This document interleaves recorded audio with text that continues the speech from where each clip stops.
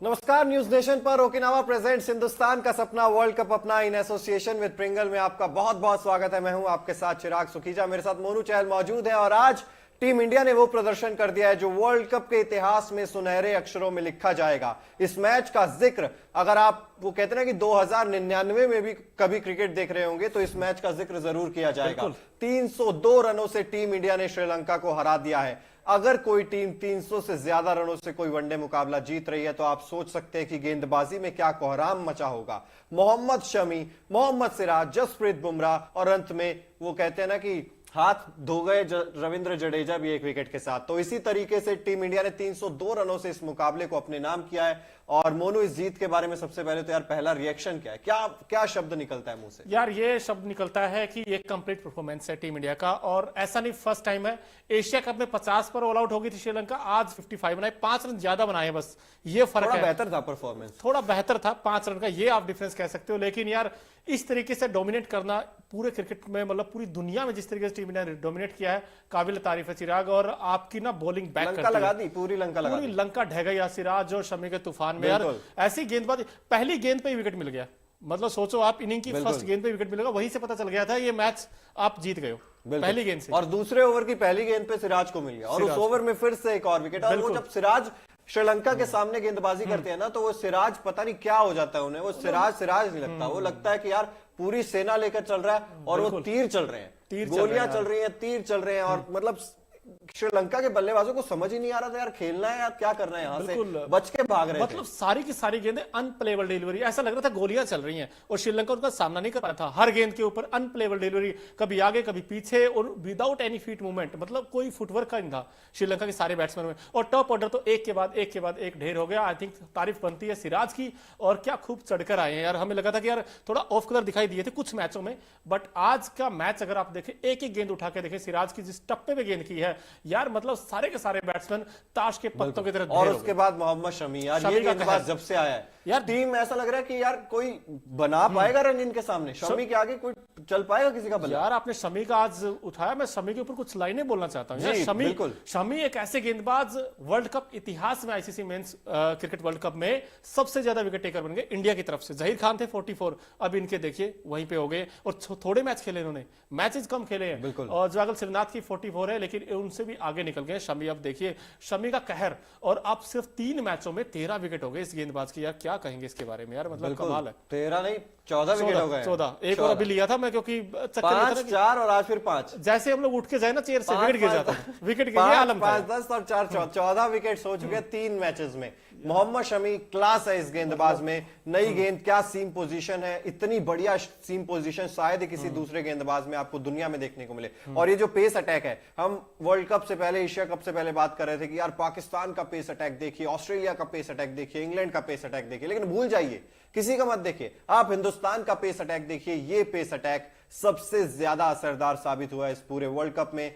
चाहे वो फिर जसप्रीत बुमराह जो शुरुआत में ही प्रेशर बना देते हैं, लेकिन इससे पहले बात मोनू थोड़ी सी बल्लेबाजी की भी करनी पड़ेगी, क्योंकि एक जो वो कहते हैं ना कि एक पहाड़ जो श्रीलंका को आपने दिखाया, जो प्रेशर आपने क्रिएट किया सबसे पहले, वो बल्लेबाजों ने किया। रोहित शर्मा जल्दी विकेट गिर गया था, 4 रन बनाकर आउट हुए, लेकिन उसके बाद एक अच्छी पार्टनरशिप। शुभमन गिल बल्ला लग रहा था कि काफी समय से 50s आ रही थी, लेकिन ऐसा लग रहा था यार कि ये बल्लेबाज के पास ज्यादा काबिलियत है। 92 उन्होंने बनाए, 88 बनाए आज विराट कोहली ने, 189 की वो पार्टनरशिप, मतलब उसने गेम बदल दिया, बिल्कुल गेम बदल दिया। और शुभमन गिल के ऊपर कई सारे सवाल उठते थे कि जहां पर गेंद थोड़ा बहुत मूवमेंट करेगा, क्या शुभमन गिल का बल्ला चलेगा?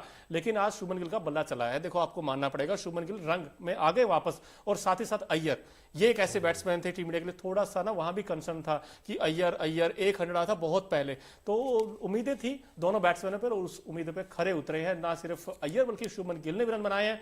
और बस ये है कि 100 नहीं आया किसी का, लेकिन तीनों ने 100 जैसा काम कर दिया था। और पहली बार ऐसा हुआ होगा, आई थिंक रेयर होता है कि यार टॉप टीम इंडिया के बल्लेबाजों ने, किसी ने 88, किसी ने 92, किसी ने 82, उसके बावजूद भी 350 प्लस स्कोर हो गया, लेकिन 100 नहीं आया। लेकिन फिर भी आपके लिए कई सारे पॉजिटिव इस मैच में अगर आप देखें तो बैट्समैनों में शुभमन गिल के रन आए, अय्यर के रन आए, विराट के रन आए, और गेंदबाजी में देखिए आज जसप्रीत बुमराह ने जिस तरह की गेंदबाजी की, आपके शमी ने दूसरी बार ये वर्ल्ड कप में 5 विकेट हॉल है, एक वहां पर लिया था अगेंस्ट न्यूजीलैंड, और आज देखिए श्रीलंका के अगेंस्ट यार। बिल्कुल, लेकिन एक बार यार तालियां बजा दीजिए, इंडिया सेमीफाइनल के लिए क्वालिफाई कर क्यों गया। लिखा गया आज? पहली टीम सेमीफाइनल के लिए क्वालिफाई करने वाली, 7 में 7 जीत, अपराजित।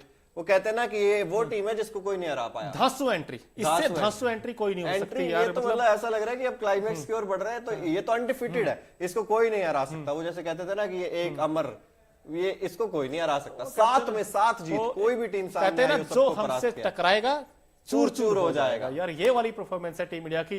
और आज तो नेट रन रेट में बहुत बूस्ट मिला होगा, बहुत बूस्ट यार। इतिहास में ऐसा पहली बार हुआ, 302 रनों की इतनी बड़ी जीत, और श्रीलंका तो कहीं टिक ही नहीं पाया यार। लंका मतलब पूरे मैच में मुझे बैकफुट पे दिखाई दिया एक साउथ अफ्रीका से थोड़ा सा नेट रन रेट अभी भी कम रह गया। पहले इंडिया का नेट रन रेट 2.102 और साउथ अफ्रीका का नेट रन रेट 2.290। चिराग, हम चाहते हैं कि आप व्यूवर्स को बताइए अभी पॉइंट्स टेबल का हाल क्या है। जो पॉइंट्स टेबल में टीम इंडिया पहले पायदान पर पहुंच गई है, 7 में 7 जीत, और ये टीम क्वालिफाई कर चुकी है स्ट्रेट अवे वर्ल्ड कप 2023 के सेमीफाइनल में एंट्री पाली है 14 अंकों के साथ। साउथ अफ्रीका की टीम दूसरे नंबर पर है 12 अंकों के साथ, 7 में से 6 मैच जीते हैं, एक उन्होंने गंवा दिया था नेदरलैंड्स के खिलाफ।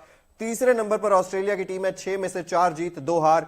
चौथे नंबर पर न्यूजीलैंड, 7 में से 4 जीत 3 हार। और पाकिस्तान की टीम 5वें नंबर पर है, 7 में से 3 जीत। अफगानिस्तान की टीम 6ठे नंबर पर है, 6 में से 3 जीत। श्रीलंका की टीम 7वें पर ही है, अभी भी 7वें पर ही थी पहले भी, 7 में से 2 जीत है इस टीम के पास। बांग्लादेश 7 में से 1 जीत बाहर हो चुकी है वर्ल्ड कप सेमीफाइनल की रेस से, और लास्ट में इंग्लैंड है 6 में से 1 जीत। बिल्कुल, तो देखिए ये है पॉइंट्स टेबल का ताजा हाल।